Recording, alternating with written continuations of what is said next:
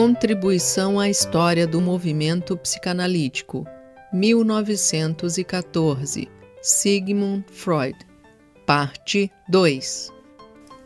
A partir de 1902, juntou-se a mim certo número de médicos mais jovens, com a intenção manifesta de aprender, praticar e difundir a psicanálise.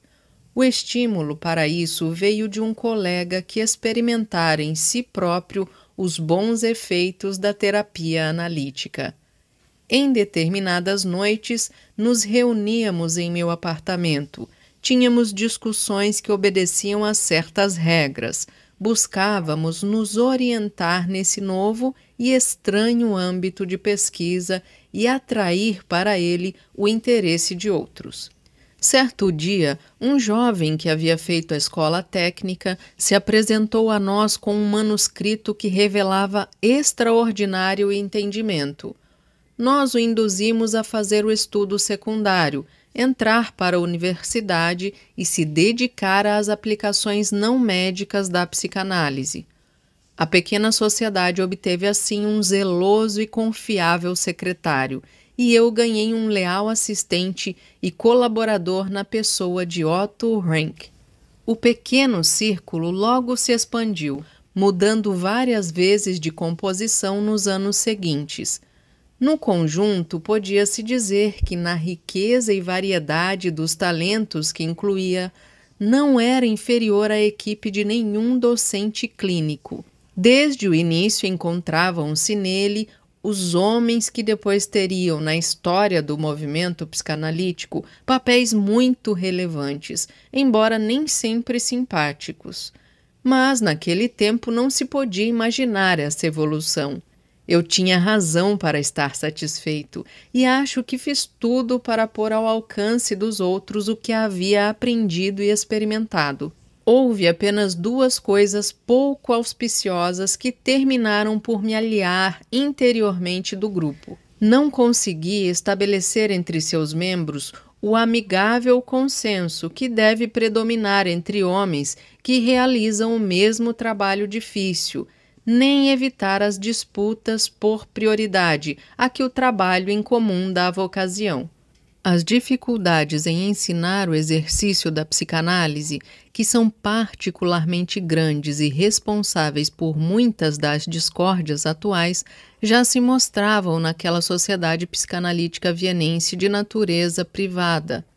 Eu próprio não ousava expor uma técnica ainda incompleta e uma teoria em formação com a autoridade que provavelmente teria poupado aos outros alguns desvios, e afinal, descarrilamentos. A autonomia do trabalhador intelectual, sua precoce independência do mestre, é sempre algo satisfatório psicologicamente, mas do ponto de vista científico é vantajosa apenas quando esse pesquisador preenche determinadas condições pessoais que não são frequentes.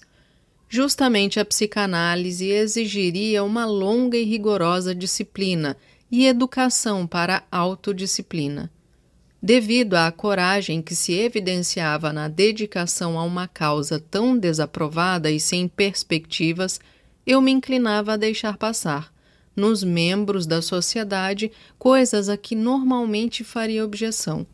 O círculo compreendia não apenas médicos, diga-se de passagem, mas também outros homens instruídos que reconheciam na psicanálise algo relevante, escritores, artistas, etc.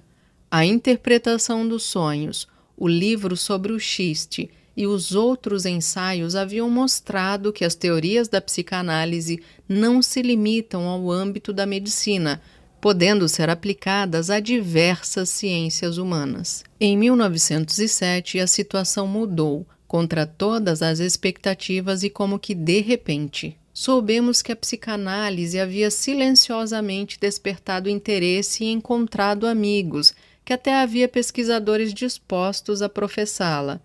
Uma carta de Bleuler já me havia feito saber que meus trabalhos eram estudados e utilizados no Burgosli. Em janeiro de 1907, o Dr. Eitingen foi o primeiro membro da clínica de Zurich a vir até Viena. Logo se seguiram outras visitas que abriram o caminho para um animado intercâmbio de ideias.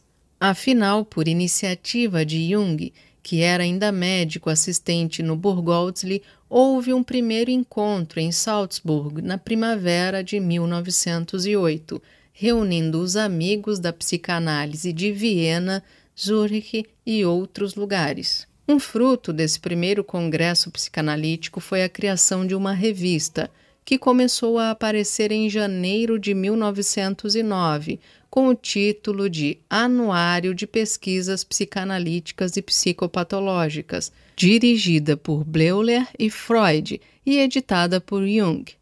Uma estreita cooperação entre Viena e Zurich achou expressão nessa revista. Várias vezes reconheci e agradeci os méritos da Escola Psiquiátrica de Zurich na difusão da psicanálise, em especial os de Bleuler e Jung, e não hesito em fazê-lo novamente agora, quando as relações mudaram bastante. Certamente não foi a adesão da Escola de Zurich que primeiramente chamou a atenção do mundo científico para a psicanálise. Sucedeu que o período de latência havia transcorrido e em toda parte a psicanálise tornou-se objeto de crescente interesse. Mas em outros lugares esse aumento de interesse apenas resultou no princípio, numa rejeição geralmente apaixonada, enquanto que em Zurich a concordância inicial veio a ser a nota dominante. E em nenhum outro local formou-se um grupo tão compacto de seguidores. Uma clínica pública foi posta a serviço da pesquisa psicanalítica, ou havia um médico e um professor clínico que recebeu a teoria psicanalítica como parte integrante do curso de psiquiatria. Desse modo, os zuriquenses tornaram-se o núcleo da pequena falange que lutava pelo reconhecimento da psicanálise. Apenas com eles havia a oportunidade de aprender a nova arte e nela realizar trabalhos.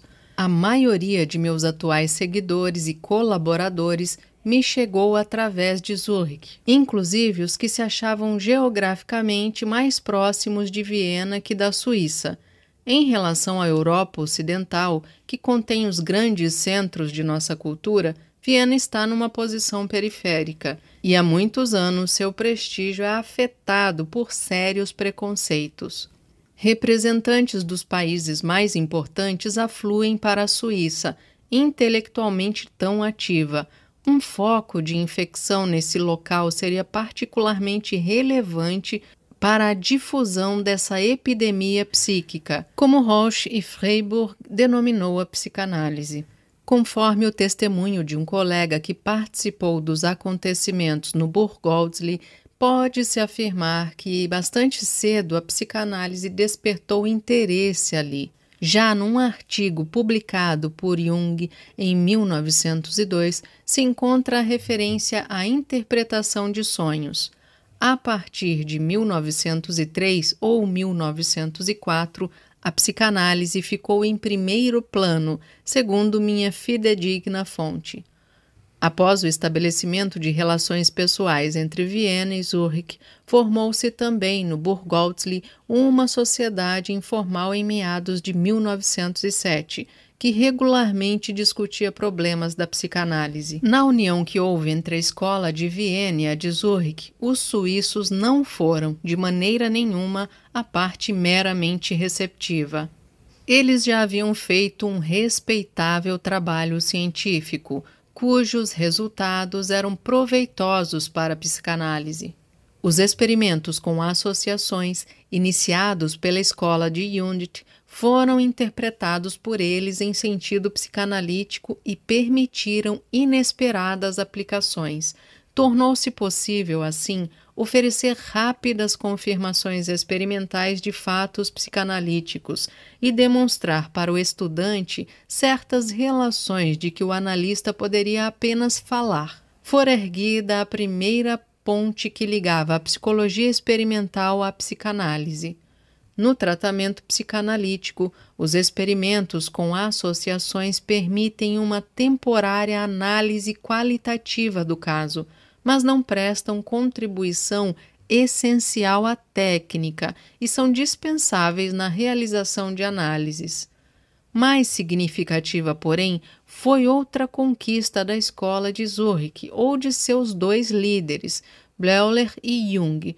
O primeiro demonstrou que muitos casos puramente psiquiátricos podiam ser explicados considerando-se os mesmos processos que a psicanálise havia discernido no sonho e nas neuroses, mecanismos freudianos.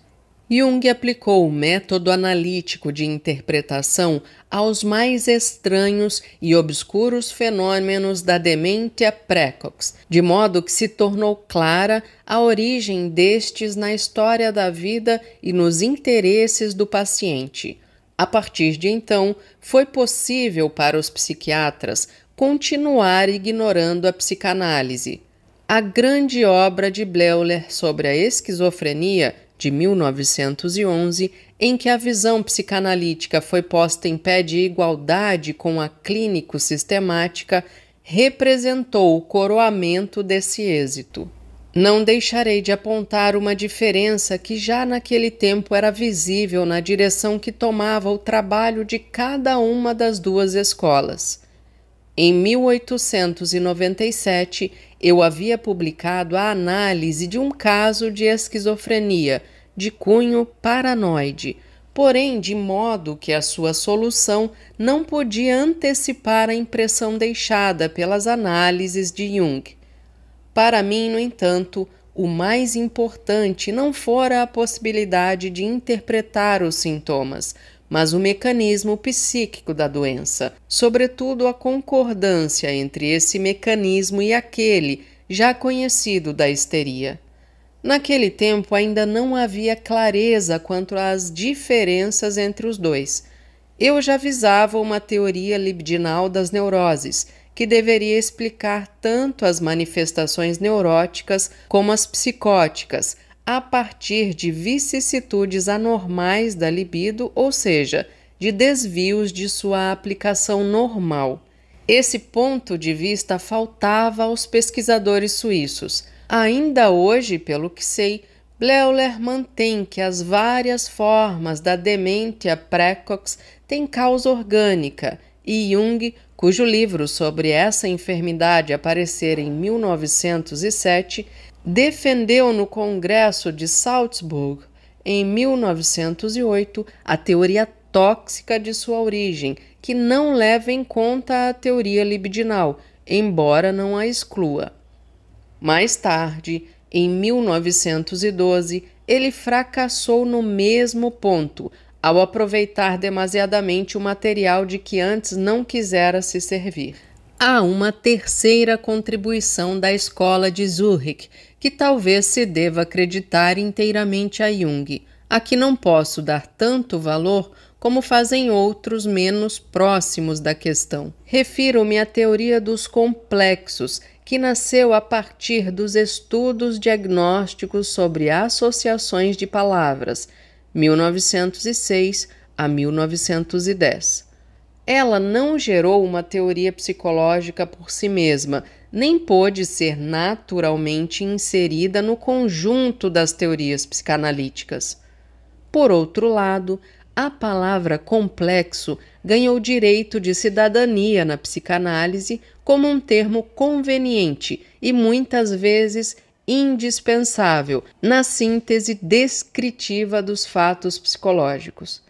Nenhum dos outros nomes e expressões que a psicanálise necessitou cunhar alcançou tamanha popularidade e teve aplicação tão abusiva, em detrimento de formações conceituais mais precisas. Começou-se a falar em retorno de complexo na linguagem comum dos analistas quando se queria dizer retorno do reprimido, ou adquiriu-se o hábito de dizer tenho um complexo em relação a ele, quando o correto seria uma resistência. Depois de 1907, Nos anos em que se seguiram à fusão das escolas de Viena e Zurich, a psicanálise teve o extraordinário crescimento em que ainda hoje se encontra e do qual são testemunhos tanto a difusão dos textos psicanalíticos e o aumento do número de médicos que buscam praticá-la ou aprendê-la, como a multiplicação dos ataques que lhes são feitos em congressos e sociedades especializadas. Ela migrou para países distantes, não apenas assustou os psiquiatras em toda a parte, como atraiu a atenção dos leigos cultivados e dos pesquisadores de outros ramos do saber. Havelock Ellis, que acompanhava seu desenvolvimento com simpatia, sem jamais declarar-se partidário, escreveu em 1911, numa comunicação ao Congresso de Medicina da Australásia: a psicanálise de Freud é agora defendida e praticada não apenas na Áustria e na Suíça, mas também nos Estados Unidos, na Inglaterra, na Índia, no Canadá e, não duvido, na Australásia. Um médico do Chile, provavelmente alemão, falou no Congresso Internacional de Buenos Aires, em 1910, sobre a existência da sexualidade infantil e louvou os êxitos da terapia psicanalítica de sintomas obsessivos. Um neurologista inglês da Índia Central, de nome Berkeley Hill, informou-me através de um eminente colega que visitava a Europa que as análises que realizava em muçulmanos hindus mostravam a mesma etiologia das neuroses que a de nossos pacientes europeus. A introdução da psicanálise na América ocorreu de modo particularmente honroso. No outono de 1909, Jung e eu fomos convidados por Stanley Hall, reitor da Universidade Clark, em Worcester, próximo de Boston, a participar dos festejos do 20º aniversário da fundação daquela universidade, proferindo conferências em alemão. Para nossa surpresa, vimos que os esclarecidos membros daquela pequena, mas respeitada instituição pedagógico-filosófica tinham conhecimento de todos os trabalhos psicanalíticos e a eles se referiam em suas aulas. Naquele país tão cheio de pudor, era possível, ao menos em âmbito acadêmico, debater livremente e tratar de modo científico tudo o que na vida se considerava escandaloso. As 5 palestras que dei de forma improvisada em Worcester apareceram depois no American Journal of Psychology, em versão inglesa e logo em alemão, com o título 5 lições em psicanálise. Jung leu trabalhos sobre estudos de associação verbal e conflitos da alma infantil. Fomos agraciados com o título honorífico de doutor em leis. Naquela semana de festividades em Worcester, a psicanálise foi representada por 5 pessoas. Além de Jung e de mim, lá estavam Ferenczi, que foi meu acompanhante na viagem, Ernest Jones, então na Universidade de Toronto, no Canadá, agora em Londres, e A. Brill, que já exercia a psicanálise em Nova York.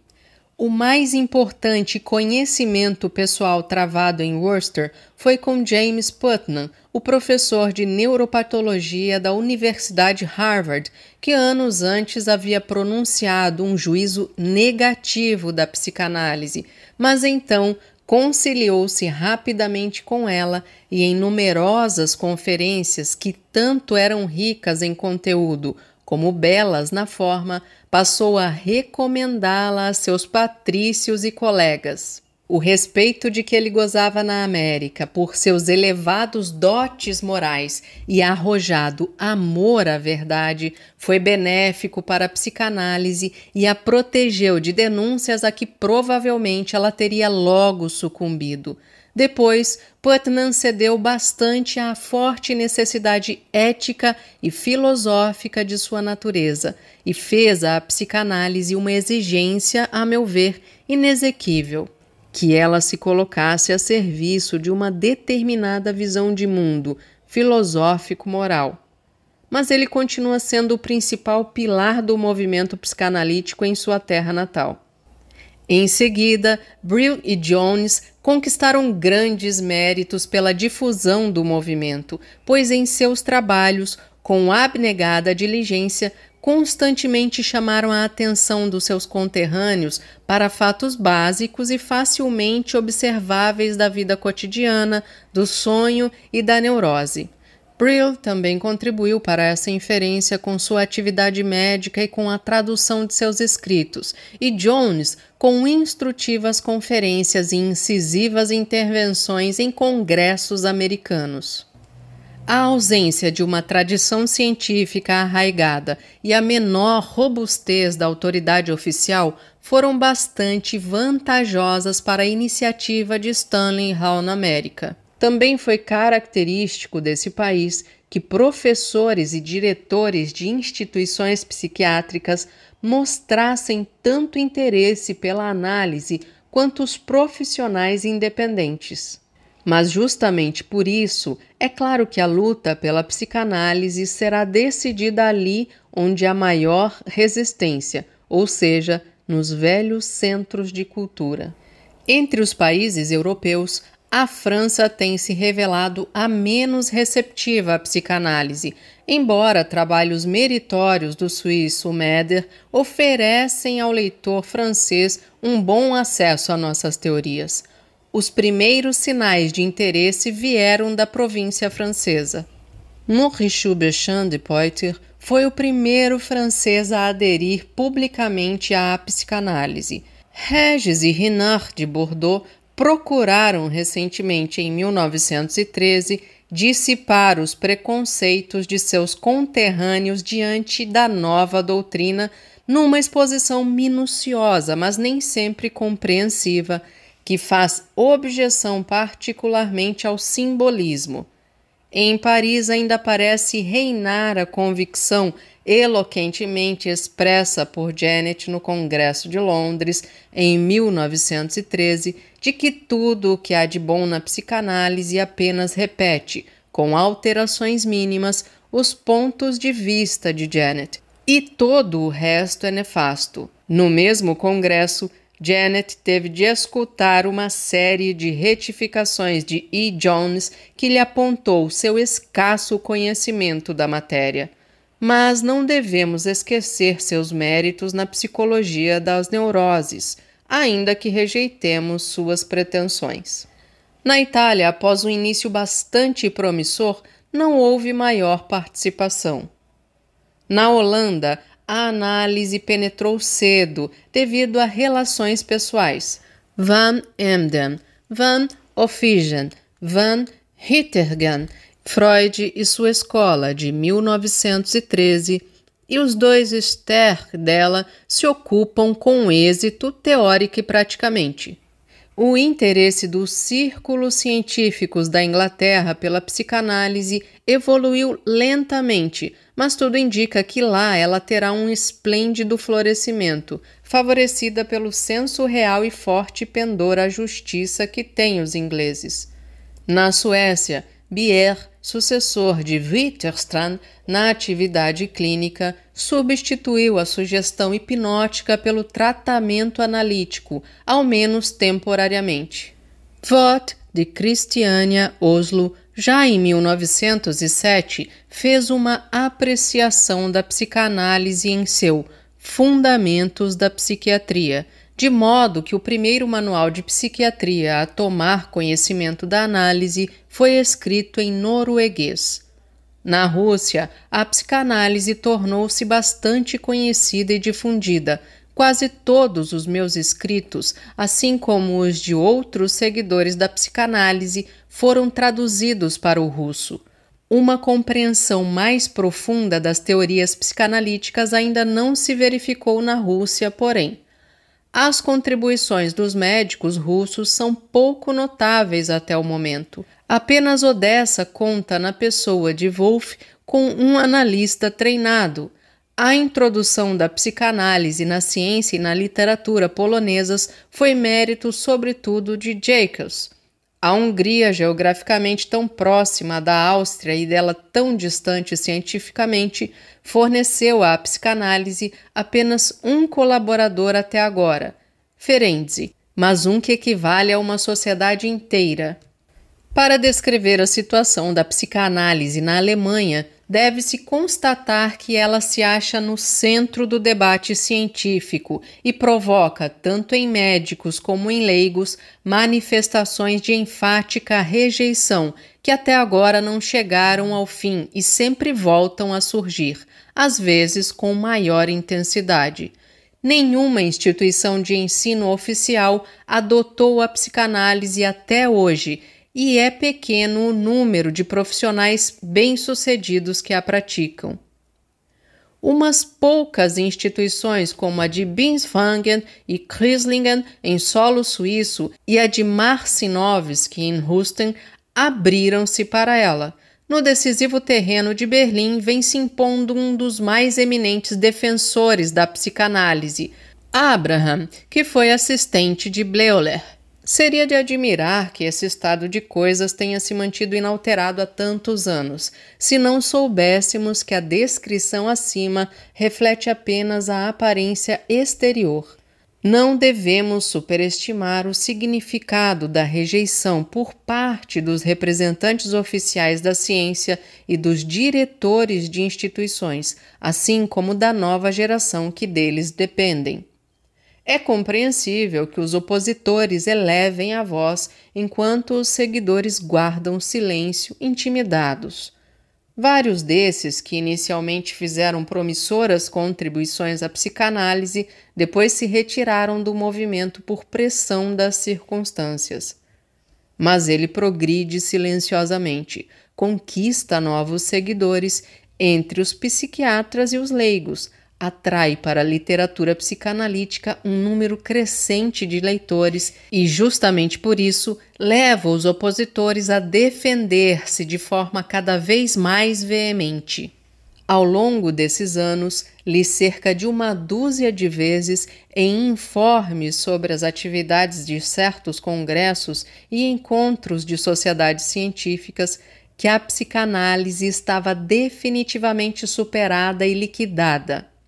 A resposta teria de ser como o telegrama que Mark Twain enviou ao jornal que erradamente noticiara sua morte. Notícia de meu passamento fortemente exagerada.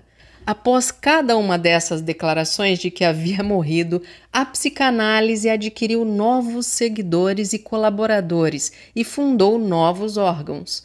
Ser declarada morta não deixa de ser um progresso em relação a ser enterrada em silêncio. Simultaneamente à expansão geográfica da psicanálise, ocorreu a extensão de seu conteúdo para outros âmbitos do conhecimento, a partir da teoria das neuroses e da psiquiatria. Não me aprofundarei nessa parte do desenvolvimento de nossa disciplina, pois existe um excelente trabalho de Rank e Sachs na coleção Grenzfragen de Löwenfeld, que expõe detalhadamente essas realizações do trabalho analítico. E tudo isso está bem no começo, pouco elaborado, consiste geralmente em tentativas e às vezes apenas intenções. Quem for razoável não verá motivo para objeções aqui. Uma enorme quantidade de tarefas é defrontada por pequeno número de pesquisadores, dos quais a maioria não as tem como sua ocupação principal e é obrigada a abordar os problemas específicos de uma ciência alheia com uma preparação de diletante. Esses estudiosos oriundos da psicanálise não fazem segredo de seu diletantismo. Apenas querem ser batedores e lugares tenentes para os especialistas, indicando-lhes as técnicas e premissas analíticas para quando eles mesmos puserem mãos à obra. Se os resultados alcançados não são desprezíveis, isso se deve, por um lado, à fecundidade do método analítico e, por outro, à circunstância de que já existem alguns pesquisadores que, sem serem médicos, fizeram da aplicação da psicanálise às ciências humanas o trabalho de sua vida. A maioria dessas aplicações remonta, o que é compreensível, a alguma sugestão contida em meus primeiros trabalhos analíticos. A investigação psicanalítica de pessoas neuróticas e dos sintomas neuróticos de indivíduos normais fez supor a existência de relações psicológicas que não podiam se limitar ao âmbito em que se haviam dado a conhecer.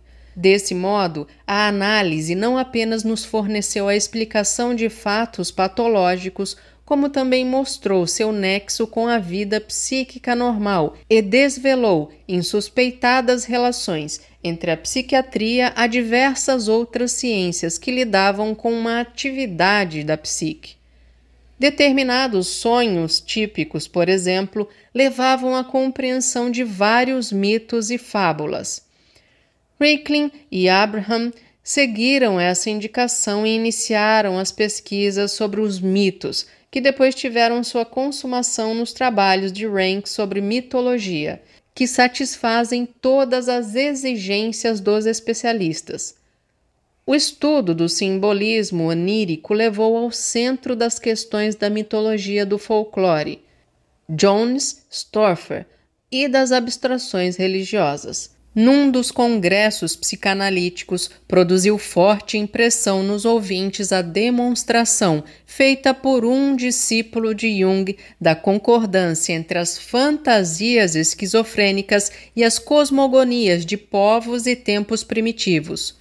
O material das mitologias recebeu depois uma elaboração já não imune a críticas, mas certamente interessante nos trabalhos de Jung, que buscaram estabelecer mediações entre as neuroses e as fantasias religiosas e mitológicas. Outro caminho levou da pesquisa dos sonhos à análise das criações literárias e, por fim, dos próprios escritores e artistas.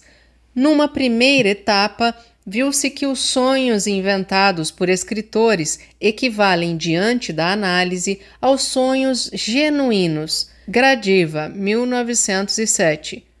A concepção da atividade psíquica inconsciente permitiu que se formasse uma ideia preliminar da essência do trabalho de criação literária, a consideração dos impulsos instintuais a que fôramos levados no estudo das neuroses possibilitou discernir as fontes do fazer artístico e levantou os problemas de como o artista reage a esses impulsos e com que meios disfarça as reações. Rank, o artista, 1907. As análises de artistas feitas por Sartre e Reich e outros. Meu ensaio sobre a recordação de infância de Leonardo da Vinci, 1910, a análise de Segantini por Abraham, 1911. A maioria dos analistas com interesses gerais contribuiu para a abordagem desses problemas que estão entre as mais fascinantes aplicações da psicanálise. Naturalmente, também aí não deixou de haver a oposição daqueles não familiarizados com a análise, e ela se exteriorizou nas mesmas incompreensões e apaixonadas rejeições que no terreno original da psicanálise. Desde o início, era de se esperar que em todo o território onde penetrasse, a psicanálise teria de travar a mesma luta com os ocupantes anteriores. Mas essas tentativas de invasão ainda não despertaram em todas as áreas a atenção que as aguarda no futuro.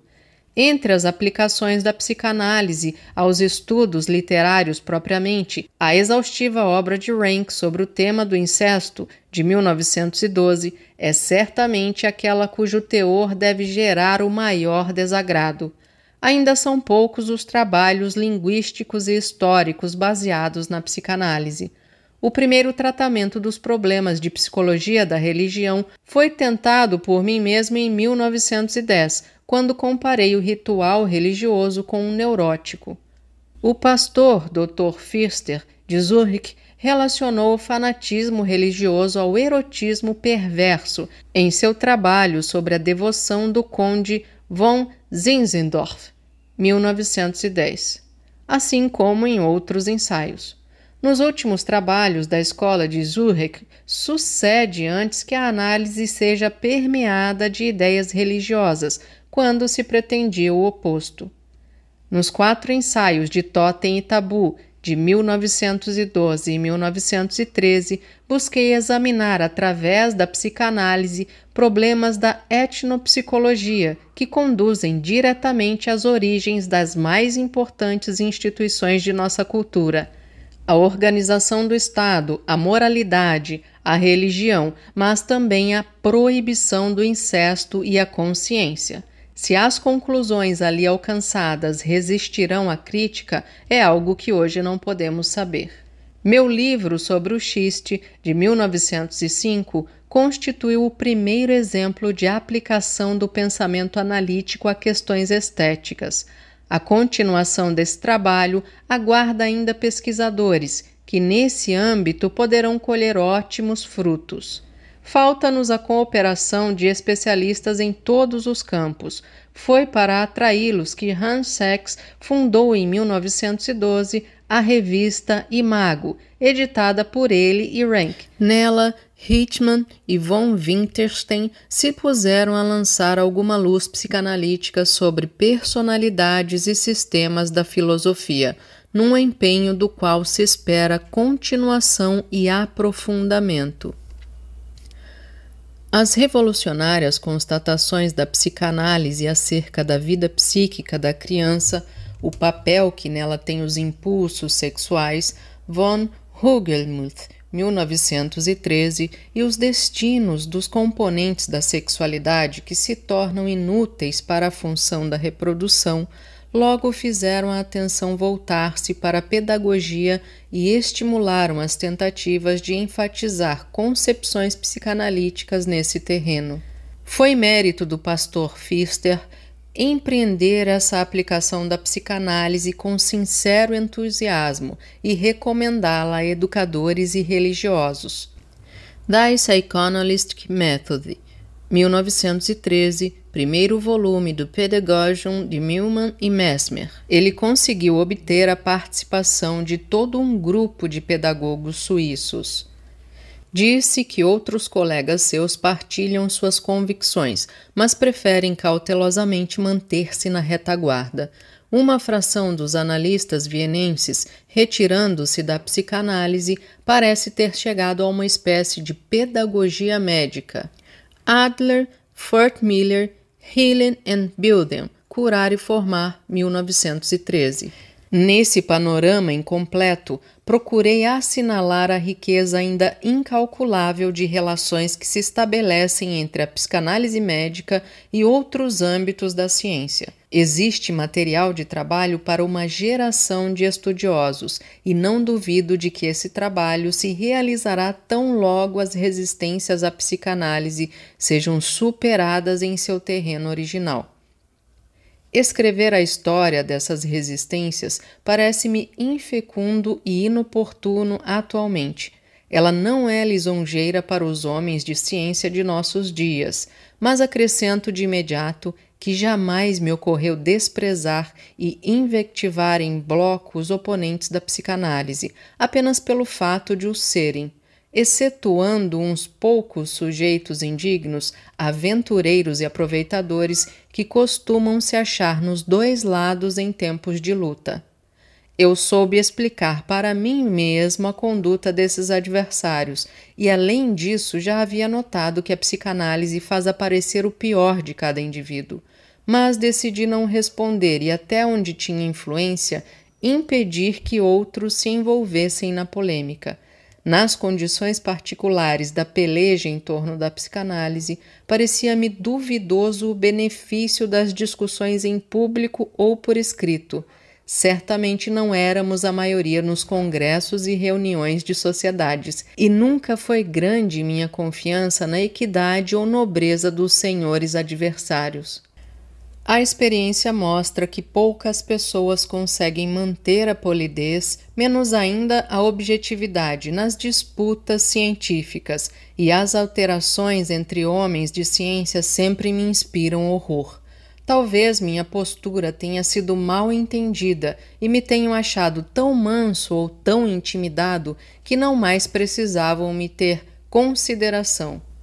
Erradamente, posso xingar e me enraivecer tão bem quanto qualquer outro, mas eu não sei dar expressão literária adequada aos afetos subjacentes e por isso prefiro abster-me completamente. Talvez tivesse sido melhor em vários aspectos se eu tivesse dado livre curso às paixões, em mim e naqueles ao meu redor. Todos conhecemos a interessante tentativa de explicar a origem da psicanálise a partir do ambiente vienense. Ainda em 1913, Janet não desdenhou recorrer a ela, embora certamente tenha orgulho de ser parisiense, e não se possa dizer que Paris é uma cidade moralmente mais severa do que Viena. A sugestão é de que a psicanálise, em especial a afirmação de que as neuroses remontam a distúrbios da vida sexual, só poderia ter surgido numa cidade como Viena, numa atmosfera de sensualidade e imoralidade que não existe em outros lugares, e representaria simplesmente um reflexo, como que a projeção teórica dessas peculiaridades condições vienenses. Ora, não sou exatamente um patriota, mas essa teoria sempre me pareceu particularmente absurda. Tão absurda que algumas vezes me inclinei a supor que a objeção de vienesismo era apenas um eufemismo para outra objeção que não queriam fazer abertamente. Se as premissas fossem bem o oposto, poderíamos levar em consideração o argumento. Supondo que existisse uma cidade em que os habitantes impusessem restrições excepcionais à sua satisfação sexual e, ao mesmo tempo, mostrassem especial inclinação para graves doenças neuróticas, então esta cidade seria certamente o local em que poderia ocorrer a alguém relacionar os dois fatos e concluir que um deriva do outro. Mas nenhuma das duas premissas é verdadeira no caso de Viena. Os vienenses não são mais ascéticos nem mais neuróticos do que os outros habitantes de cidades grandes. As relações entre os sexos são tanto mais desenvoltas, a dissimulação é menor que nas cidades do oeste e do norte, orgulhosas de sua castidade. Tais peculiaridades vienenses antes confundiriam esse alguém do que o esclareceriam a respeito das causas da neurose. Além disso, a cidade de Viena tudo fez para negar sua participação no surgimento da psicanálise. Em nenhum outro lugar, a indiferença hostil dos círculos cultos e científicos é tão evidente para o analista como em Viena. Talvez minha política de evitar a publicidade seja parcialmente responsável por isso. Se eu tivesse ocasionado ou admitido que as associações médicas de Viena se ocupassem da psicanálise em ruidosos encontros, nos quais se desafogassem todas as paixões e se exprimissem todas as objeções e invectivas que uns e outros carregam no coração ou na ponta da língua, talvez hoje estivesse superada a proscrição da psicanálise e esta já não fosse uma estranha em sua cidade natal. Mas então pode estar certo o poeta que faz o seu Wallenstein dizer: isto os vienenses jamais me perdoarão, que eu lhes tenha roubado um espetáculo.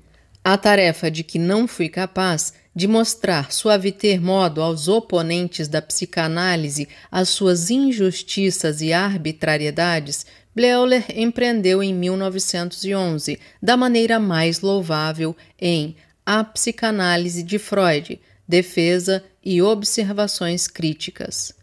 Seria tão natural que eu elogiasse esse trabalho, que é crítico nas duas direções, que me apresso em dizer o que tenho a objetar. Ele ainda me parece parcial, indulgente demais em relação aos erros dos adversários e duro demais com os equívocos dos seguidores da psicanálise.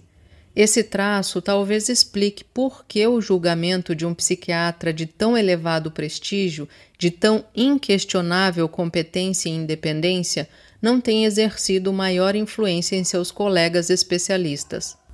O autor de Afetividade, 1906, não pode se surpreender quando o efeito de um trabalho não seja determinado por seu valor argumentativo, mas por seu tom afetivo.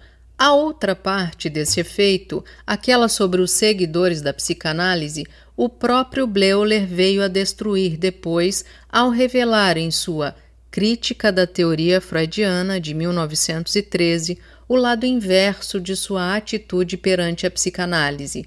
Ali ele põe abaixo uma parcela tão grande do edifício da psicanálise que os adversários devem ficar contentes com o auxílio prestado por esse defensor. Mas os juízos negativos de Bleuler não se guiam por novos argumentos ou melhores observações. Eles invocam unicamente o estado de seu conhecimento, cuja insuficiência o autor já não confessa, como fizera em trabalhos anteriores. Parecia então que uma perda dificilmente reparável ameaçava ali a psicanálise. Mas em sua última manifestação, As Críticas da Esquizofrenia, de 1914, Bleuler se anima diante dos ataques que recebeu por haver introduzido a psicanálise em seu livro sobre a esquizofrenia, ao que ele próprio chama de presunção. Agora vou incorrer numa presunção. Acho que até agora as diferentes psicologias fizeram muito pouco para explicar a natureza dos sintomas e enfermidades psicogênicas, mas que a psicologia da profundeza oferece algo para uma psicologia ainda a ser criada, de que o médico necessita para compreender e tratar racionalmente seus doentes, e acho até que em minha esquizofrenia dei um pequeno passo para essa compreensão. As duas primeiras afirmações são certamente corretas, a última pode ser um engano. Como psicologia da profundeza não pode significar outra coisa senão a psicanálise, podemos ficar provisoriamente satisfeitos com esta confissão. Ouça audiolivros. Obrigada por ouvir.